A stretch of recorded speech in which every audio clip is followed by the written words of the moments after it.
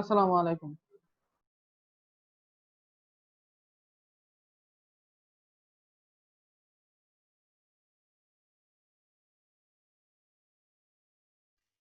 আসসালামু আলাইকুম স্যার। আসসালামু আলাইকুম স্যার।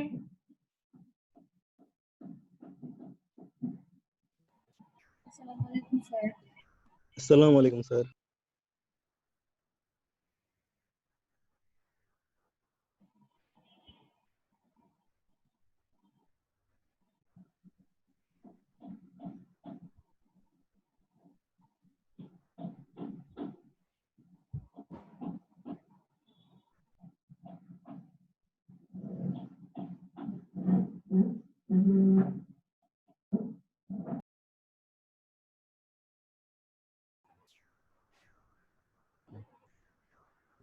স্যার হ্যাঁ সরি, ওয়ালাইকুম আসসালাম ওয়া রাহমাতুল্লাহ। মিউট করা ছিল, কেউ তো আমার কথা শুনো নাই তাই না? না স্যার, এতক্ষণ কিছু শুনে নাই। আচ্ছা, না এতক্ষণ সবার সালামের উত্তর দিছিলাম, আমি খেয়াল করিনি। আচ্ছা স্যার আপনি যে স্যার ওই দিন দুইটা সৃজনশীল লিখতে বলছিলেন স্যার, ওইটার মধ্যে বলছিল যে প্রথম যে সৃজনশীলটা গ নাম্বারে যে স্যার আত্তীকরণ শক্তি এখানে কি এটিপি হ্যাঁ, কিভাবে তৈরি হয় স্যার, এটা বলতে হবে। প্রশ্নটা কি ছিল? আত্মীকরণ শক্তি। স্যার ওই যে সৃজনশীল নাম্বার 1। হ্যাঁ, প্রশ্নটা একটু বলো না, কি স্যার প্রশ্নটা বলতেছে লেখা কি স্যার? ছিল? স্যার প্রশ্নটা তো স্যার লেখা ছিল স্যার, এই যে স্যার চিত্রে এই উপাদানটি কিভাবে তৈরি হচ্ছে তা ব্যাখ্যা করো। স্যার এখানে H2O ফসফরাইলড হয়ে স্যার H+ আর একটি ইলেকট্রন, আবার স্যার আত্তীকরণ শক্তি A। মানে এটিপি কিভাবে তৈরি হয়, জি এই স্যার, আলোক নির্ভর পর্যায়ে এটিপি কিভাবে তৈরি হয় সেই প্রক্রিয়াটা ব্যাখ্যা করা, ওই যে স্যার ওইটাই ব্যাখ্যা ফটোফসফোরাইলেশন। করতে। জি স্যার। ঠিক আছে, তো হোমওয়ার্ক তো আমি কারোর কাছ থেকে পাই নাই, করেছিল কেউ? স্যার দেখেন স্যার আমি স্যার করছিলাম, আমার না ফুলি কমপ্লিট হয় না স্যার, একটা কোশ্চেন একটু প্রবলেম ছিল তাই আর পাঠাইনি। আচ্ছা ভালো। স্যার আমি আজকে লিখে দিয়ে দিব স্যার। আচ্ছা ঠিক আছে, আজকে ইনশাআল্লাহ আমরা পঞ্চম অধ্যায় পড়বো। বিসমিল্লাহির রহমানির রহিম। পঞ্চম অধ্যায়ের নাম হচ্ছে খাদ্য পুষ্টি পরিপাক। তো এখানে প্রথমত সংজ্ঞা চলে আসে দুইটা, যে পুষ্টি কাকে বলে, তারপরে খাদ্য কাকে বলে, কোনো ছোট ক্লাস থেকে আমরা জানি। তো পুষ্টি কাকে বলি? পুষ্টি হচ্ছে জীবদের বৃদ্ধি এবং বেঁচে থাকার জন্য প্রয়োজনীয় সকল উপাদানকে পুষ্টি উপাদান বলে। বেঁচে থাকার জন্য এবং বৃদ্ধির জন্য জীবদের যা যা দরকার, যে সকল উপাদান দরকার, সেগুলোকে আমরা পুষ্টি বলি। তো এখানে বিভিন্ন রকমের খাবারের ছবি দেওয়া আছে, যে খাবার থেকে আমরা বিভিন্ন রকমের পুষ্টি উপাদান পাই। তো তাহলে পুষ্টি উপাদান বেশ কাদের দরকার? আমাদের প্রাণীদের যেমন দরকার, মানুষের যেমন দরকার, উদ্ভিদেরও দরকার। তো উদ্ভিদের বেঁচে থাকার জন্য কতগুলো উপাদান দরকার হয়, তাদেরকে আমরা উদ্ভিদ পুষ্টি উপাদান বলবো। উদ্ভিদের বৃদ্ধি এবং পুষ্টির জন্য যে সকল উপাদান দরকার হয় তাদেরকে পুষ্টি উপাদান বলে। যেমন অনেকগুলোই আছে, কার্বন, হাইড্রোজেন, নাইট্রোজেন, ফসফরাস ইত্যাদি ইত্যাদি। সেগুলো আমরা একটা একটা করে দেখবো ইনশাআল্লাহ। তো এখন একটা উদ্ভিদের জীবদেহের ভেতরে অনেক রকমের মৌলিক পদার্থ পাওয়া যায়। আমরা জানি মৌলিক পদার্থ কয়টা? 118টা না? 118 রকমের মৌলিক পদার্থ আছে। এখন একটা গাছকে যদি নেওয়া হয়, একটা পূর্ণবয়স্ক গাছ, তার মধ্যে বিভিন্ন রকমের রাসায়নিক পদার্থ পাওয়া যায়, মোটামুটি 60টার উপরে। হ্যাঁ, 60। তো 60-60এরও বেশি অধিক পরিমাণ মানে খনিজ পদার্থ তার মধ্যে থাকে। কিন্তু এই 50-60টা উপাদান তার দরকার নাই, কিন্তু তার বেঁচে থাকার জন্য এই 50-60 রকমের মৌলিক পদার্থ দরকার হয় না, দরকার হয় মাত্র 16 রকমের মৌলিক পদার্থ তার বেঁচে থাকার জন্য দরকার। কারণ বাকিগুলো সে গ্রহণ করে, কারণ মাটির মধ্যে যদি থাকে সেই উপাদানগুলো, তো সে এগুলো শুষে নেয়। কিন্তু তার বেঁচে থাকার জন্য, বড় হওয়ার জন্য এই ঘুরিয়ে ফিরিয়ে ওভারঅল মোট 16 রকমের পুষ্টি উপাদান দরকার হয়। তো এই 16 রকমের পুষ্টি উপাদানকে আমরা বলে থাকি উদ্ভিদের অত্যাবশ্যকীয় পুষ্টি উপাদান। সংজ্ঞাটা কি? উদ্ভিদের স্বাভাবিক জীবনচক্র সম্পন্ন করতে কোনো না কোনো পর্যায়ে যেই পুষ্টি উপাদানগুলো দরকার হয় তাদেরকে অত্যাবশ্যকীয় পুষ্টি উপাদান বলে। আচ্ছা, সো উদ্ভিদের জীবনচক্র কি কি যদি বলি, একদম যখন থেকে মূল গজায়, অঙ্কুরোদ্গম হয়, সেখান থেকে শুরু করে গাছটা বড় হয়, তারপরে তার মধ্যে ফুলের কুঁড়ি হয়, ফুলের কুঁড়ি হয়, ফুল হয়, ফুল থেকে ফল হয়, তাই না, ফল পরিপক্ক হয়। তো তার জীবনে বিভিন্ন ধাপ আছে। তো এই সবগুলো ধাপ মিলায়ে এক এক ধাপে এক এক রকমের পুষ্টি উপাদান দরকার হয়। হয়তোবা ছোটবেলায় যেগুলো দরকার হয় না, কিন্তু ফুল থেকে ফল হওয়ার জন্য অন্য রকমের পুষ্টি উপাদান দরকার হয়। তো সামগ্রিকভাবে সারা জীবনে তার মোট কত রকমের পুষ্টি উপাদান দরকার হতে পারে? একটু আগে বলেছি 16 রকমের। হ্যাঁ, তো এই 16টা মৌলিক পদার্থকে বলে উদ্ভিদের অত্যাবশ্যকীয় পুষ্টি উপাদান। আচ্ছা, বা ইংরেজিতে বলে এসেনশিয়াল নিউট্রিয়েন্টস। এখন এই 16 রকমের উপাদানকে দুইটা ক্যাটাগরিতে ভাগ করা হয়। এই 16টা উপাদানের মধ্যে যে উপাদানগুলো বেশি পরিমাণে দরকার হয় তাকে বলে ম্যাক্রোনিউট্রিয়েন্ট। ম্যাক্রো বলতে বোঝায় বড়, ইংরেজিতে ম্যাক্রো বলতে বোঝায় বড় আকারে। হ্যাঁ, আর মাইক্রো হচ্ছে যেটা কিনা অল্প পরিমাণে দরকার হয়, মাইক্রোনিউট্রিয়েন্ট। তো ম্যাক্রোনিউট্রিয়েন্ট হচ্ছে 10টা আর মাইক্রোনিউট্রিয়েন্ট হচ্ছে 6টা। এখন বিজ্ঞানের মধ্যে ডিবেট আছে, সায়েন্টিস্টদের ভিতরে একটু ডিবেট আছে যে মোট 16টা না 17টা, একটু ডিবেট আছে তাদের মধ্যে। কেউ বলেন 16টা, কেউ বলে 17টা। আবার ম্যাক্রোনিউট্রিয়েন্ট যে বলছি 10টা 6টা, কেউ 10টা 6টা না বলে কেউ বলে ধরো 9টা 8টা, একটু এদিক সেদিক আছে। তো আমাদের বোর্ডের বইয়ের মধ্যে যেটা বলা আছে সেটা হচ্ছে মোট উপাদান 16টা, এর মধ্যে ম্যাক্রোনিউট্রিয়েন্ট বেশি পরিমাণ লাগে 10টা আর কম পরিমাণে লাগে 6টা। ঠিক আছে, তো বইয়ের মধ্যে যেভাবে আছে সেভাবে আমরা শিখবো। তো এই কোন 10টা মৌলিক পদার্থ বেশি পরিমাণে দরকার হয় যদি বলি, যে এমজিকে, যদি আমি বলি ম্যাগনেসিয়াম, পটাশিয়াম, ক্যালসিয়াম, আয়রন, তারপরে নাইট্রোজেন আর carbon, hydrogen, oxygen, phosphorus, sulphur. তো এটাকে একটু ছড়া আকারে লিখেছি এরকম ভাবে, MGK cafe for nice jobs. তো এখান থেকে বলো, মানে একটা ছড়া, এটা এরকম মানে নাই আর কি, এমজিকে ক্যাফে ফর নাইস জবস।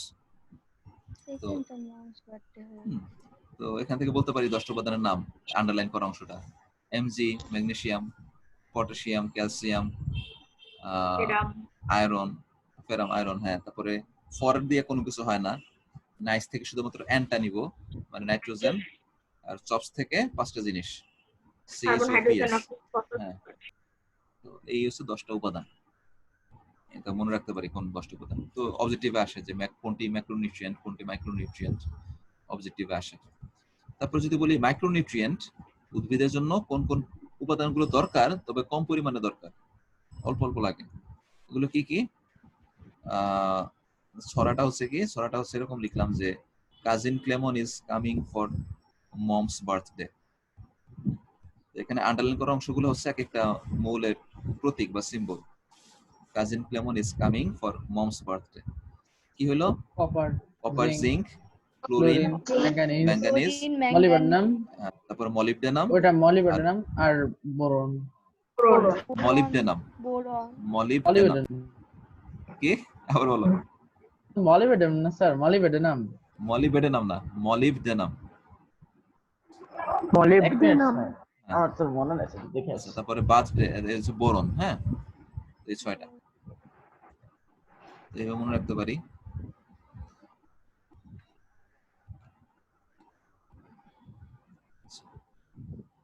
তারপরে এখন যদি বলি উদ্ভিদ এই উপাদানগুলো কোত্থেকে পায়, উদ্ভিদের যে উপাদানগুলো দরকার, যে 16টার কথা বললাম, এর মধ্যে কার্বন এবং হাইড্রোজেন নেয় বাতাস থেকে। বাতাস থেকে কার্বন ডাই অক্সাইড আকারে কার্বন নেয়, আর অক্সিজেন হচ্ছে সে নিজে কিছু অক্সিজেন তৈরি করে, সেই অক্সিজেনটা হয়তো ব্যবহার করে, অথবা যদি রাতের বেলা তো তার মধ্যে অক্সিজেন থাকে না, রাতের বেলা সে অক্সিজেন তৈরি করে না, কিন্তু রাতের বেলা তো তার মধ্যে শ্বসন হয়, তখন সে অক্সিজেন কোত্থেকে নেয়? উদ্ভিদ উল্টো বাতাস থেকে বাতাস নেয়। থেকে। হ্যাঁ, তখন সে উল্টো বাতাস থেকে নেয়। এইভাবে কার্বন এবং অক্সিজেন বাতাস থেকে আসে। হাইড্রোজেন অক্সিজেন পানি থেকে আসে, পানি ভেঙে হাইড্রোজেন অক্সিজেন আসে। আর তারপরে মাটি থেকে বাকিগুলো পায়, 16টার মধ্যে বাকিগুলো মাটি থেকে পায়। তারপর বইয়ের মধ্যে একটা লম্বা প্যারাগ্রাফ আছে, কোন কোন উপাদানের কি কি কাজ, কোন কোন উপাদানের কি কি কাজ এবং কোনটার অভাবে কি কি হয়। তো বিশাল একটা লিস্টই আছে, এটা রিডিং করতে চাইতেছি না, তোমরা চাইলে স্ক্রিনশট রেখে দিতে পারো। মানে বইয়ের কথাগুলোই আমি এখানে শর্ট আকারে টেবিল আকারে লিখছি। তো সমস্যা হচ্ছে যে এখান থেকে অবজেক্টিভ দিয়ে দেয় আর কি। এখন ওভারঅল আমার কাছেও যেটা মনে হয় যে সবগুলো কাজ একই রকমের লাগে মোটামুটি কম বেশি। যদি বলে যে আলাদা করাটা খুব মানে কষ্ট, মুখস্থ করতে খুব কষ্ট। যদি বলে যে ক্লোরোফিল অণুর গুরুত্বপূর্ণ উপাদান কোনটি, কয়েকটাই তো আছে, নাইট্রোজেনও গুরুত্বপূর্ণ উপাদান, ম্যাগনেসিয়ামও গুরুত্বপূর্ণ উপাদান। হ্যাঁ, একই কথা। হ্যাঁ, তো একটু প্যাচ লেগে যায়। কিন্তু কিছু কিছু জিনিস আছে ইউনিক, যেটা অন্য কারো ক্ষেত্রে নাই, আমরা দেখবো সামনে। তো একটু কষ্ট করে এগুলো রিডিং করে ফেলো, অবজেক্টিভে অনেক সময় চলে আসে, যাতে তখন আনসার করতে পারো আর কি। বিশেষ করে নাইট্রোজেনের সবচেয়ে গুরুত্বপূর্ণ দরকারটা হচ্ছে যে এটা উদ্ভিদের বৃদ্ধির জন্য দরকার। বিশেষ করে যেমন ধান গাছের ক্ষেতের মধ্যে ইউরিয়া সার দেয়, তাই না? প্রচুর পরিমাণে ইউরিয়া দেয়। এখন এই ইউরিয়া সারটা কেন দেয়? মূলত নাইট্রোজেন সাপ্লাই করার জন্য, নাইট্রোজেন দেওয়ার জন্য। এখন ইউরিয়া সার যদি না দেই তাহলে দেখা যাবে গাছের বৃদ্ধি ভালো হবে না, গাছের বৃদ্ধি অল্প হবে, এত বেশি বড় হবে না। তারপরে এছাড়াও ক্লোরোফিল তৈরি করার জন্য দরকার, ক্লোরোফিল তৈরি করার জন্য নাইট্রোজেন দরকার, তাহলে সালোকসংশ্লেষণ বেশি হবে, গাছ বড় হবে। ম্যাগনেসিয়ামও দরকার হচ্ছে ক্লোরোফিল সালোকসংশ্লেষণের জন্য, শ্বসন করতে সাহায্য করে। পটাশিয়ামের গুরুত্বপূর্ণ কাজ হচ্ছে যে সেটা এই পত্ররন্ধ্র খুলতে বন্ধ করতে সাহায্য করে, মানে শ্বসন প্রক্রিয়াটা নিয়ন্ত্রণ করে। কোষ বিভাজন এর জন্য দরকার। তারপরে ফসফরাস, ফসফরাস অনেক জায়গায় থাকে, এই এটিপির মধ্যে ফসফরাস থাকে না, adenosine triphosphate, phosphorus, DNA RNA এগুলোর মধ্যে ফসফরাস থাকে। তো এই ফসফরাসের জন্য আমরা আবার একটা সার দিই, যে টিএসপি সার আছে একটা, ট্রিপল সুপার ফসফেট। ওই টিএসপি সারের মধ্যে প্রচুর পরিমাণ ফসফরাস থাকে, এটা মেইনলি ফসফরাসের জন্য দেওয়া হয়। হ্যাঁ, তারপর আরেকটা সার আছে না, ওই muriate of potash, muriate of potash, MOP sir. MOP আছে স্যার, এমওপিটা দেয় পটাশিয়ামের জন্য, জিপসাম। হ্যাঁ, এমওপিটা দেয় পটাশিয়ামের জন্য, muriate of potash, potassium supply করার জন্য। হ্যাঁ, তারপরে আরো আছে আয়রনের কাজ কি, জিপসাম আছে স্যার। যেমন আয়রনের কাজ হচ্ছে সাইটোক্রোম যৌগের গুরুত্বপূর্ণ উপাদান হিসেবে থাকে। সাইটোক্রোম যৌগ, সাইটোক্রোম থাকে তোমার যে ইলেকট্রন ট্রান্সপোর্ট সিস্টেম, সালোকসংশ্লেষণের ক্ষেত্রে যে ইলেকট্রন ট্রান্সপোর্ট সিস্টেম থাকে সেখানে কতগুলো যৌগ থাকে, বা শ্বসনের ক্ষেত্রে ইলেকট্রন ট্রান্সপোর্ট সিস্টেম, ওই ইলেকট্রন পরিবহনতন্ত্র, ওর কিছু যৌগ তৈরি করতে গেলে আয়রন লাগে, দরকার। ম্যাঙ্গানিজ, তারপরে কপার, বোরন, এগুলো বিভিন্ন কাজে দরকার হয়, এগুলো একটু কষ্ট করে পড়বা। তারপরে জিঙ্ক, মলিবডেনাম, ক্লোরিন, ওই বইয়ের কথাগুলো আমি এখানে শর্ট আকারে ছোট করে লিখে দিছি, পয়েন্ট আকারে, একটু পড়ে ফেলবা। মলিবডেনামের কাজ হচ্ছে অণুজীব দ্বারা নাইট্রোজেন সংবন্ধন করা। এটা কি আমরা জানি যে শিম জাতীয় উদ্ভিদের গাছের মূলে কতগুলো ব্যাকটেরিয়া বাসা বানায়, রাইজোবিয়াম বা ইত্যাদি ইত্যাদি, অ্যাজিটোব্যাক্টর। এই ব্যাকটেরিয়াগুলো কি করতে পারে, বাতাস থেকে নাইট্রোজেনকে শোষণ করে মাটির ভেতরে জমা করতে পারে, নাইট্রোজেন যৌগ আকারে জমা করতে পারে। শিম জাতীয় গাছ নডিউল, হ্যাঁ, গোল গোল গোল গোল বলের মতো হয়, নডিউল বলে সেগুলোকে। মানে সে বাতাস থেকে নাইট্রোজেনকে জমা করতে পারে। বাতাস থেকে যদি নাইট্রোজেনকে জমা করতে পারে তাহলে মাটির মধ্যে নাইট্রোজেন চলে আসে, ইউরিয়া সার দিতে হয় না, তাই না? মাটির উর্বরতা বাড়ে, এই হচ্ছে ব্যাপার। তো তাদের কাজ করার জন্য মলিবডেনাম যৌগটা দরকার, ইত্যাদি ইত্যাদি। তো প্রত্যেকটা উপাদানের নির্দিষ্ট একটা মাত্রা আছে, হচ্ছে বেশি হলে আবার এই টক্সিসিটি হয় বা বিষাক্ততা হয়, তখন গাছগুলো মরে যায়।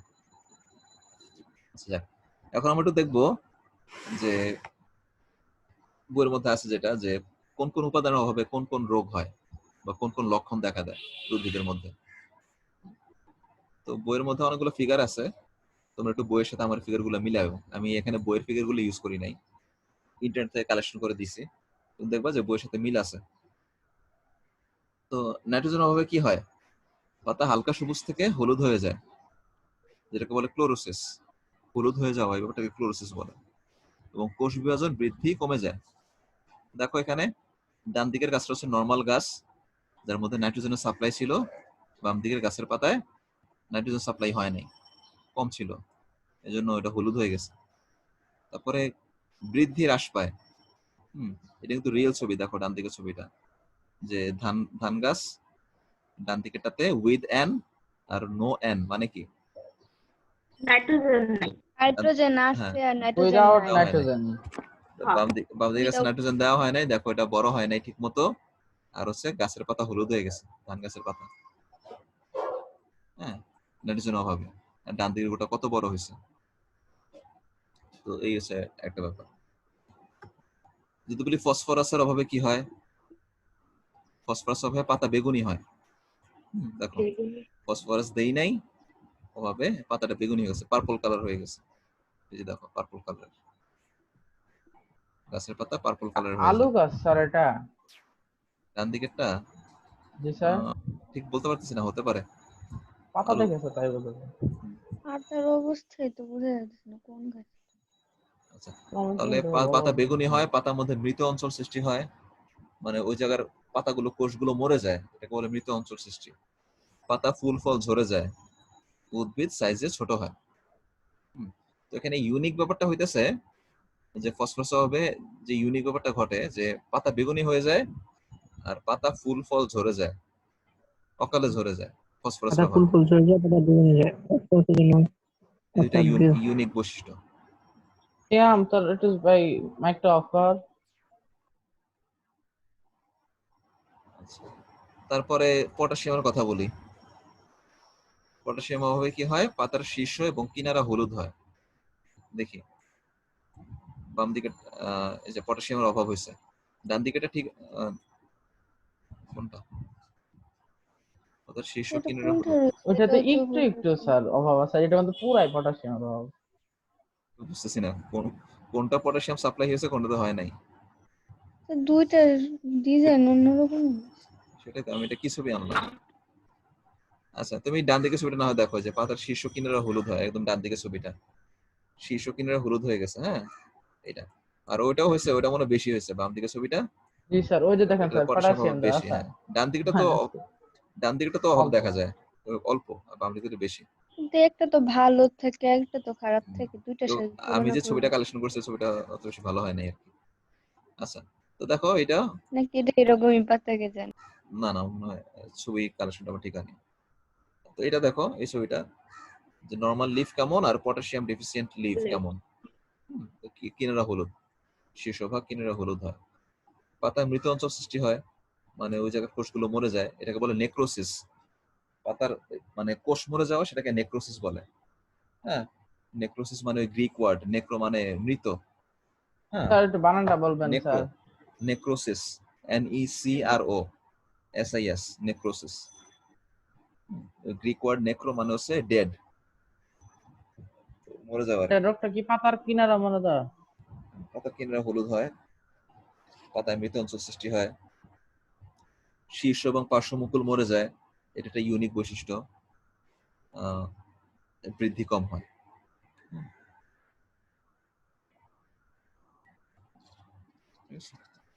তারপর ক্যালসিয়ামের অভাব।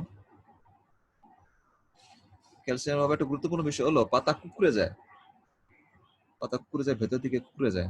এই যে যেমন এটা দেখো, পাতা ভেতর দিকে ফোল্ড হয়ে গেছে। তারপর এটা কি হয়, উদ্ভিদের বর্ধনশীল অঞ্চল মরে যায়, উদ্ভিদের বর্ধনশীল অঞ্চল পাতার কিনারা মরে যায় ক্যালসিয়াম অভাবে। ফুল ফোটার সময় কাণ্ড শুকিয়ে যায়, নেতিয়ে পড়ে। এর একটা ইউনিক বৈশিষ্ট্য, মানে এই বৈশিষ্ট্যটা আর কারো ক্ষেত্রে নাই, শুধুমাত্র ক্যালসিয়াম অভাবে এটা হয় যে ফুল ফোটার সময় কাণ্ড শুকিয়ে যায়।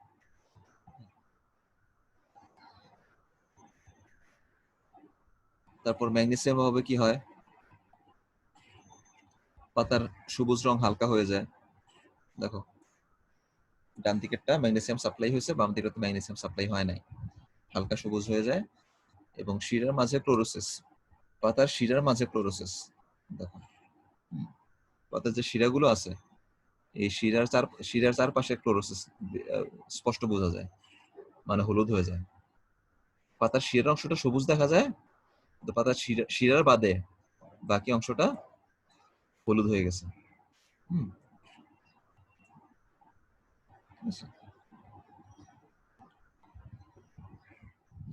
আয়রন, আয়রন অভাবে কি হবে, কচি পাতার রং হালকা হয়, সম্পূর্ণ পাতা বিবর্ণ হয়ে যায়, ডিসকালার হয়ে যায়, একদম এরকম। তারপর সরু শিরার মাঝে ক্লোরোসিস। হ্যাঁ, এই যে এখানে সবুজ সবুজ অংশগুলো হচ্ছে শিরা, পাতার শিরা, ওই যে ভাস্কুলার বান্ডেল আর কি, পরিবহন টিস্যু। এর মাঝখানে অংশগুলা হলুদ হয়ে গেছে। কাণ্ড সাইজে দুর্বল হয়, ছোট হয়। তো কচি পাতার রং হালকা হয়ে যায়, সম্পূর্ণ পাতা বিবর্ণ হয়ে যায়, এগুলো হচ্ছে আয়রন অভাবে ইউনিক কিছু বৈশিষ্ট্য, এটা অন্য কারো ক্ষেত্রে দেখা যায় না।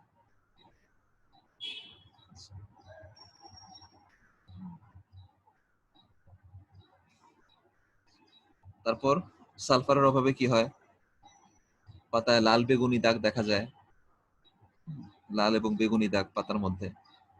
তো এটা খুব সম্ভবত ভুট্টা গাছ মনে হয়। ভুট্টা গাছ, জি স্যার। তো এর মধ্যে দাগ দেখা যায়, টিস্যু মারা যায়, যে রোগটাকে বলে ডাইব্যাক রোগ। রোগটার নাম হচ্ছে ডাইব্যাক রোগ, ডাইব্যাক ডিজিজ। মধ্যপর্ব ছোট হয়, মধ্যপর্ব মানে যে যেখান থেকে পাতা বের হয়, দুইটা গিট, কাণ্ডের মাঝখানে যে গিট গুলা থাকে, সেগুলো ছোট হলে উদ্ভিদ সাইজে ছোট হয়। যেমন দেখো বাম দিকে ছবিটা হচ্ছে সালফার ডেফিসিয়েন্ট, সালফারের অভাবে।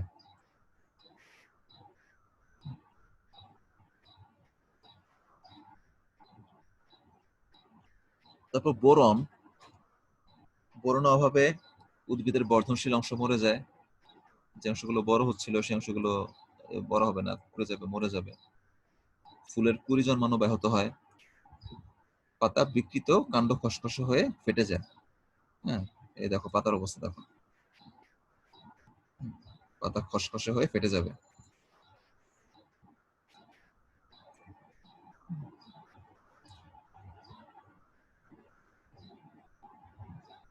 আচ্ছা, তো এই বৈশিষ্ট্যগুলো একটু কষ্ট করে মুখস্থ করতে হবে তোমাদের।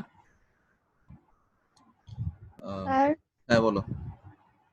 বেশিরভাগ পাতারই তো হলুদ হয়ে যায়, এর এই জন্য। হলুদ হয়ে যাওয়া অনেকেরই সাধারণ বৈশিষ্ট্য, কিন্তু কিছু কিছু বৈশিষ্ট্য আছে যেটা কিনা অন্য কারো ক্ষেত্রে নাই। যেমন পাতা বিকৃত হয়ে যায়, কাণ্ড ফেটে যায়, এটা শুধুমাত্র বোরন অভাবেই হয়, আর কারো ক্ষেত্রে কিন্তু পরীক্ষা যদি বলে হলুদ হয়ে যায় তখন কি করব স্যার? না, এরকম তখন একটু দেওয়ার কথা ব্যাখ্যা না। দিয়ে দিব স্যার। পরীক্ষার তারপর মধ্যে বহুপদী থাকবে। হ্যাঁ, ও হ্যাঁ, বহুপদী থাকবে। তখন স্যার বলতে হবে সবগুলোরই অভাব।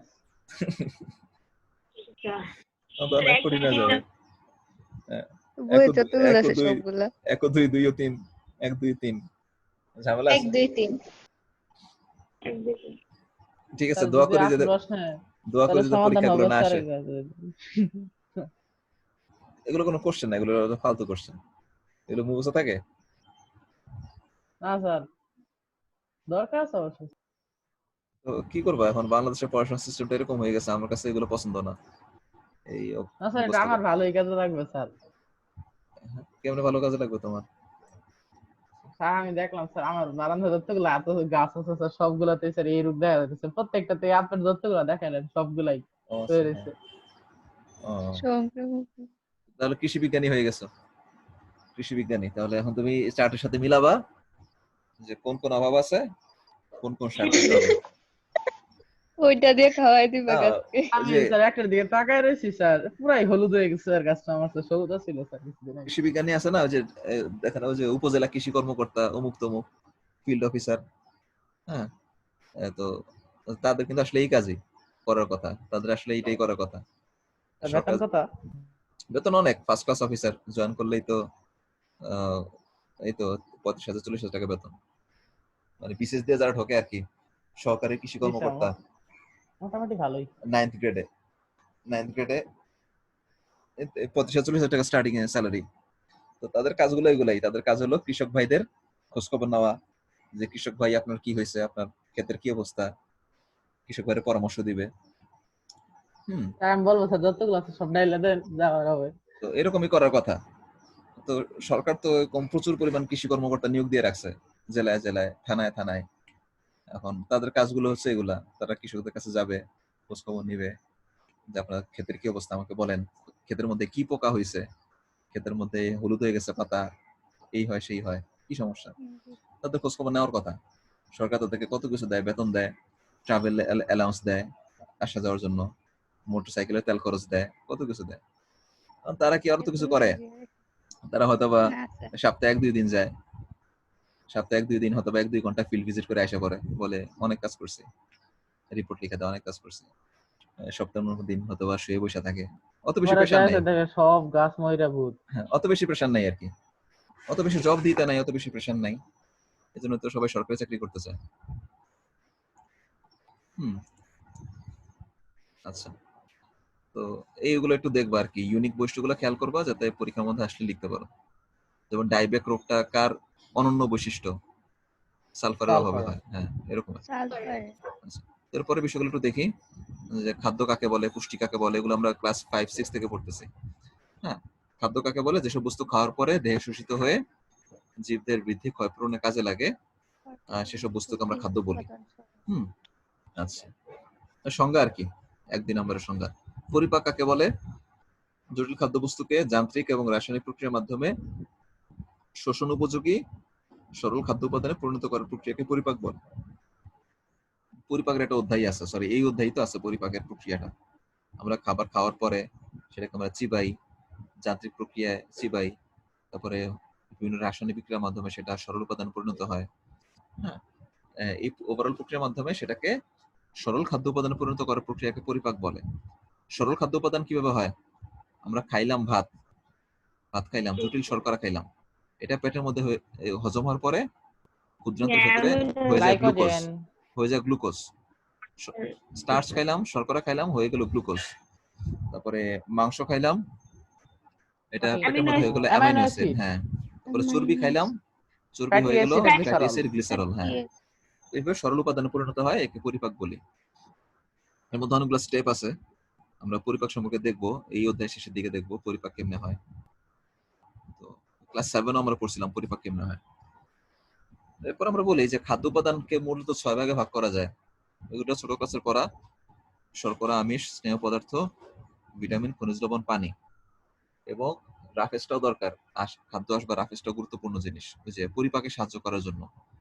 খাদ্যের অপাচ্য অংশ সেলুলোজ জাতীয় পদার্থ, যেগুলো হজম হয় না কিন্তু আমাদের ক্ষুদ্রান্ত্রকে পরিষ্কার রাখে, হজমে সাহায্য করে, কোষ্ঠকাঠিন্যের ঝুঁকি কমায়, কোলন ক্যান্সারের ঝুঁকি কমায়। আঁশ জাতীয় খাবার সেগুলো। আচ্ছা, প্রথম কথা বলি আমিষ কাকে বলে। হুম,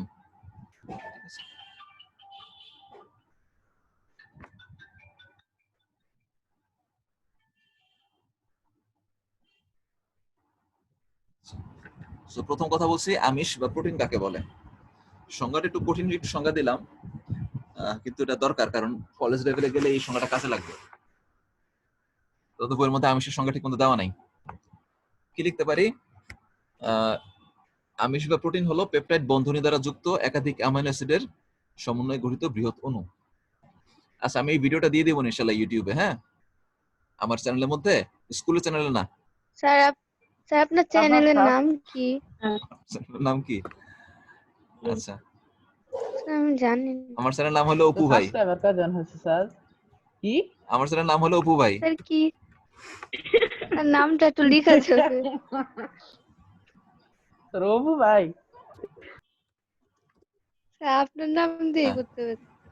আচ্ছা, এইটা, হ্যাঁ, বিনিয়ামিন এই নামে, ঠিক আছে, এই যে বিনিয়ামিন এই নামে, BINYAMIN, চ্যানেল পাবা একটা, ওই চ্যানেলের মধ্যে আমার ছবি আছে, ওই ছবি দেখলে বুঝবা। তো সাবস্ক্রাইব জি কতটা স্যার, দিচ্ছে? কি জানি সাবস্ক্রাইব কত, আমি ঠিক মতো খেয়াল করিনি। সাবস্ক্রাইব লাগবে না, দেখলেই হলো। আচ্ছা, তো বলছি প্রোটিন বা অ্যামিনো অ্যাসিড, প্রোটিন বা আমিষ হচ্ছে পেপটাইড বন্ধনী দ্বারা যুক্ত একাধিক অ্যামিনো অ্যাসিডের সমন্বয়ে গঠিত বৃহৎ অণু। মানে অনেকগুলো অ্যামিনো অ্যাসিড যৌগ একত্রিত হয়, তারা কোন বন্ধনীর মাধ্যমে যুক্ত হয়, সেই বন্ধনীর নাম হচ্ছে পেপটাইড বন্ধনী। যাক, যুক্ত হয়ে তারা বড় একটা অণু তৈরি করে, যাকে আমিষ বলা হয়। যেমন একটু দেখি, আমরা একটু প্রোটিনের গঠন দেখি। প্রোটিনের মধ্যে আসলে কি থাকে? এই যে এখানে কতগুলো গোল গোল বল দেখতেছো, প্রাইমারিলি গোল গোল বলগুলা, এই বলগুলো হচ্ছে অ্যামিনো অ্যাসিড। হ্যাঁ, বিভিন্ন কালারের অ্যামিনো অ্যাসিড, আমরা বলি 20 রকমের অ্যামিনো অ্যাসিড আছে মোটামুটি। 20 রকমের অ্যামিনো অ্যাসিড, তো এক একটা কালার দিয়ে বোঝানো হয়েছে। তো এই অ্যামিনো অ্যাসিড গুলো একটা একটার সাথে যুক্ত থাকে। কিভাবে যুক্ত থাকে? কোন বন্ধনী দিয়ে? পেপটাইড বন্ধনী নাম একটা একটা বন্ধনী দিয়ে যুক্ত থাকে। তো তারা কি করে, তো আমরা যদি সিম্পলি অ্যামিনো অ্যাসিড গুলো এভাবে জোড়া লাগাই, তাহলে সেটা হয় এই প্রাইমারি স্ট্রাকচার হয় প্রোটিন। কিন্তু প্রোটিন কিন্তু এভাবে থাকে না। প্রোটিন গুলো কি করে, ওই ডিএনএ মতো পেঁচায় থাকে। ডিএনএ যেরকম হেলিক্স থাকে, ডাবল হেলিক্স, এটা হচ্ছে সিঙ্গেল হেলিক্স, এরকম পেঁচায় থাকে। পেঁচায় থাকলে যেটা হয় সেটাকে বলে সেকেন্ডারি স্ট্রাকচার। আবার এই প্যাচগুলা, এই পেঁচানো হেলিক্স আবার নিজের ভিতরে পেঁচায় থাকে, বুঝছো? দেখতেছো এই যে বাম দিকে স্ট্রাকচারটা, যে অ্যামিনো অ্যাসিড গুলা নিজেরা যুক্ত হয়ে হেলিক্সের মতো পেঁচাইছে, সেই পেঁচায় পেঁচায় একটা রিবনের মতো বা দড়ির মতো তৈরি করে, সেটা আবার নিজের মধ্যে প্যাচ খেয়ে থাকে। মানে বেশ জটিল গঠন। হ্যাঁ, এটাকে আমরা বলি টারশিয়ারি স্ট্রাকচার। তাহলে প্রাইমারি স্ট্রাকচার, তারপরে একটু জটিল হলে সেকেন্ডারি স্ট্রাকচার, তারপর হচ্ছে টারশিয়ারি স্ট্রাকচার। এখন এটা হচ্ছে একটা ওই প্রোটিনের অণু। এখন অনেক সময় এমন হয় যে 3-4 রকমের প্রোটিন অণু একসাথে জোড়া লেগে থাকে, জোড়া লেগে বড় একটা অণু তৈরি করে। যেমন দেখতে পাচ্ছ এখানে 4টা অণু যুক্ত হয়েছে, তাই না? 4টা প্রোটিন অণু বা পলিপেপটাইড চেইন আলাদা আলাদা ছিল, তারা একসাথে লেগে গেছে, যুক্ত আছে। এটাকে বলে কোয়াটারনারি স্ট্রাকচার।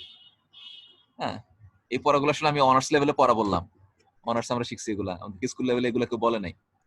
তো বলছি যেটা অ্যামিনো অ্যাসিড গুলো যুক্ত হয়, অ্যামিনো অ্যাসিড গুলো নিজের মধ্যে প্যাচ খেয়ে থাকে, সেকেন্ডারি স্ট্রাকচার বলে সেটাকে। সেটা আবার নিজের মধ্যে আরো প্যাচ খেয়ে থাকে, সেটাকে বলে টারশিয়ারি স্ট্রাকচার। আবার কয়েক রকমের পলিপেপটাইড চেইন বা টারশিয়ারি স্ট্রাকচার একাধিক যুক্ত হয়ে তৈরি করে কোয়াটারনারি স্ট্রাকচার। তার মানে প্রোটিনের গঠন বেশ জটিল। হ্যাঁ, কিন্তু যেটাই হোক, এই প্রোটিনকে ভাঙলে আমরা কি পাবো? আলটিমেটলি কি পাবো? প্রোটিনের ভিতরে অনেকগুলো অ্যামিনো অ্যাসিড পাবো। হ্যাঁ, অনেকগুলো অ্যামিনো অ্যাসিড দিয়ে আসলে বানানো। এরা বিভিন্নভাবে পেঁচায় টাচায় অনেক, তাদের মধ্যে অনেক রকমের বন্ধন কাজ করে, অনেক রকমের ইয়ে করে একটা শেপ তৈরি করে। যাক, এখন এর মধ্যে কি থাকে? এর মধ্যে মূলত কার্বন, হাইড্রোজেন, অক্সিজেন, নাইট্রোজেন এগুলো থাকে। নাইট্রোজেনের পরিমাণ শতকরা কত ভাগ? 16%। 16%। 16 ভাগ। হ্যাঁ, আচ্ছা।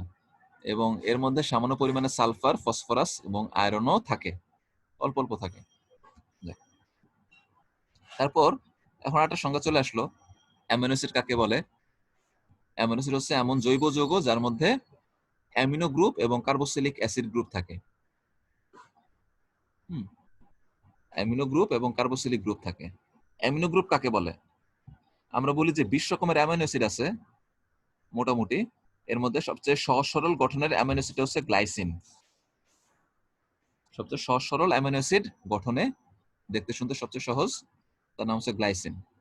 এখন গ্লাইসিনের মধ্যে তুমি একটা অংশ দেখো, বাম দিকের অংশটা হচ্ছে নাইট্রোজেন, এর সাথে 2টা হাইড্রোজেন লাগানো, একসাথে বলতে পারি NH2, তাই না? বাম দিকের পার্টটা NHH, এই NH2 এটাকে আমরা বলি অ্যামিনো গ্রুপ, NH2। হ্যাঁ, অ্যামিনো গ্রুপ বলি। সো এই যে NH2, বাম দিকের পার্টটাকে বলি অ্যামিনো গ্রুপ। হ্যাঁ, আবার ডান দিকের অংশ হচ্ছে COOH, তাই না? COOH, হ্যাঁ, এটা বলে কার্বক্সিলিক অ্যাসিড গ্রুপ। তাহলে যেই জৈব যৌগের ভেতরে অ্যামিনো গ্রুপ থাকে এবং কার্বক্সিলিক অ্যাসিড গ্রুপ থাকে, তাকে বলছি অ্যামিনো অ্যাসিড। হ্যাঁ, আর মাঝখানে তো কার্বন থাকেই। তো এটা হচ্ছে সবচেয়ে সহজ সরল অ্যামিনো অ্যাসিড বা গ্লাইসিন। অন্যান্য আরো বিভিন্ন রকমের আছে, সেগুলো গঠন একটু জটিল, বিভিন্ন রকমের হয়। এবং কি করে, দুইটা অ্যামাইনো অ্যাসিড পরপর, দুইটা অ্যামাইনো অ্যাসিড কোন বন্ধনের মাধ্যমে যুক্ত থাকে একটু আগে বলেছি। অ্যামিনো অ্যাসিড গুলো কোন বন্ধনের মাধ্যমে যুক্ত থাকে? পেপটাইড বন্ধনে। পেপটাইড পেপটাইড বন্ধনের বন্ধনে, হ্যাঁ। মাধ্যমে। দেখো পেপটাইড বন্ধনটা কিভাবে তৈরি হয়। এই বাম দিকের অ্যামিনো অ্যাসিড, ডান দিকের অ্যামিনো অ্যাসিড। তখন বাম দিকের অ্যামিনো অ্যাসিডের ওই কার্বক্সিলিক গ্রুপের OH, আর ডান দিকেরটার অ্যামিনো গ্রুপের একটা হাইড্রোজেন। কি করলাম, এই OH আর H-টাকে সরায় ফেললাম, সরায় ফেললে এখনো পানি তৈরি করলাম। এবং কি করলাম, জোড়া লাগিয়ে দিলাম, সরাসরি ডিরেক্টলি কানেক্ট করে দিলাম। এই CO সাথে N সরাসরি জোড়া লাগিয়ে দিলাম। নিচে পাটা চলে গেল, এই পাটা চলে গেছে না, OH আর H পানি আকারে সরে গেছে, পানি হয়ে গেছে। এখন জোড়া লাগিয়ে দিলাম কার সাথে, কার্বনের সাথে নাইট্রোজেন জোড়া লাগিয়ে দিলাম। তাহলে দেখো এই নিচের যৌগটা তৈরি হয়, নিচের এটা তৈরি হয় যে CONH। দেখো তাহলে কি হলো, ওই যেহেতু হাইড্রোক্সিল গ্রুপে সরাই দিছি, কার্বনের একটা হাত খালি হয়ে গেছে না, কার্বনের যোজনী তো 4। জি স্যার। এখন কার্বন দেখো যখন OH সরাই দিলাম, ওর একটা হাত খালি হয়ে গেছে। আবার নাইট্রোজেনে যখন হাইড্রোজেন সরাই দিলাম, নাইট্রোজেনের একটা হাত খালি হয়ে গেছে। তখন কি হবে, কার্বন আর নাইট্রোজেন নিজের নিজের বন্ধন তৈরি করবে, জোড়া লেগে যাবে। জোড়া লেগে যাবে। এই যে জোড়া লেগে গেল, পরপর দুইটা অ্যামিনো অ্যাসিড জোড়া লেগে গেল, এটাকে বলছি পেপটাইড বন্ধনী।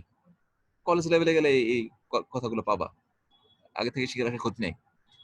এটা হচ্ছে পেপটাইড বন্ধনী।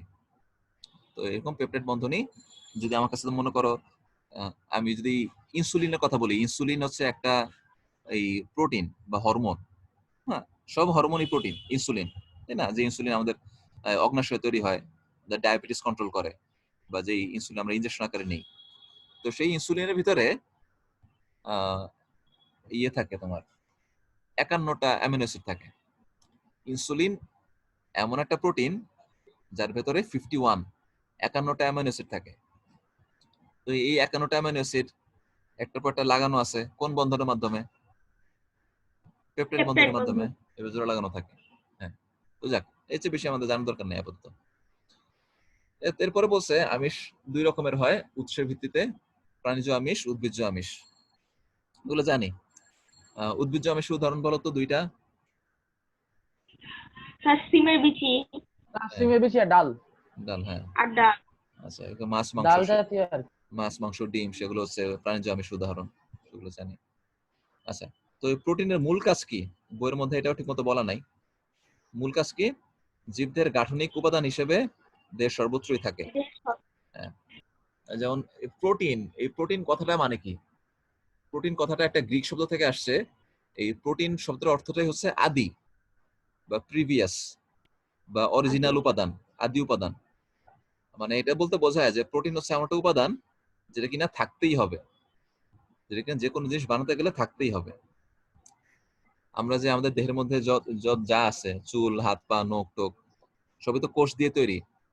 এখন প্রত্যেকটা কোষ তৈরি করতে গেলে কি লাগে? প্রোটিন লাগে। প্রোটিন কোন জায়গায় নাই? কোষের ভেতরে যে কোষের ভেতরে যে প্লাজমা মেমব্রেন আছে, তাই না? যে বলি কোষের ভেতরে যে প্লাজমা মেমব্রেন, সেই প্লাজমা মেমব্রেনের ভেতরে প্রোটিন আছে, প্রোটিন দিয়ে বানানো। এর ভেতরে যতগুলো কোষ অঙ্গাণু আছে, মাইটোকন্ড্রিয়া, এটা সেটা, বিভিন্ন রকমের এনজাইম টেনজাইম, এই সবগুলো জিনিসই কোনো না কোনো রকমের প্রোটিন দিয়ে বানানো। আমাদের বডির ভিতরে হাজার হাজার রকমের প্রোটিন আছে, এক একটা প্রোটিন এক এক কাজ করে। কেউ আকার তৈরি করে দেয়, কেউ গঠন তৈরি করে দেয়, কেউ বিক্রিয়া সাহায্য করে। হ্যাঁ, কত রকমের কাজ আছে। তাহলে জীবদের গঠন করার জন্য প্রোটিন সব জায়গাতেই থাকে, প্রত্যেকটা উপাদানের মধ্যেই থাকে, প্রত্যেকটা জায়গাতেই থাকে, এক এক রকমের প্রোটিন থাকে। যেমন চুলের মধ্যে প্রোটিন আছে, তাই না? চুলের মধ্যে প্রোটিন নাম হচ্ছে কেরাটিন নামে একটা প্রোটিন থাকে চুলের মধ্যে। এই জন্য সানসিল্ক, আচ্ছা আমি তো গল্প করতেছি আবার, আচ্ছা লাইন কেটে গেলে আবার জয়েন করে। হ্যাঁ, তো সানসিল্ক তোমারে বলে যে সানসিল্ক শ্যাম্পুর ভিতরে কি আছে? মিল্ক প্রোটিন আছে, কেরাটিন আছে, তারপর মিল্ক প্রোটিন আছে। মিল্ক প্রোটিন দিলে নাকি তোমার চুল সেই মিল্ক প্রোটিন খেয়ে নিবে, তোমার চুল শক্তিশালী হবে। কি জাতের আদর কথা? না, এটা আসলে ইম্পসিবল জিনিস। আমাদের এই প্রোটিন অ্যাবজর্ব করাটা নির্দিষ্ট পাথ হয়ে আছে। আমি চুল সুন্দর করতে চাই, তাহলে কি করতে হবে? নিয়মিত ডিম খাইতে হবে, দুধ খাইতে হবে, ডিম খাইতে হবে, তাহলে সেগুলা স্যার এটা বলে যদি দুধ ডিম বিক্রি করা হয় স্যার তাহলে জীবনও বিক্রি হবে না স্যার। হ্যাঁ দুধ ডিম খাইতে হবে। এখন আমি সানসিল্ক আমাকে বলে যে এর মধ্যে ইয়োগার্ট প্রোটিন আছে, মানে ইয়োগার্ট প্রোটিন আবার কি জিনিস, মানে কি সব যে নাম আরো বলে আনতে ল্যাকটিক দোকানে অ্যাসিড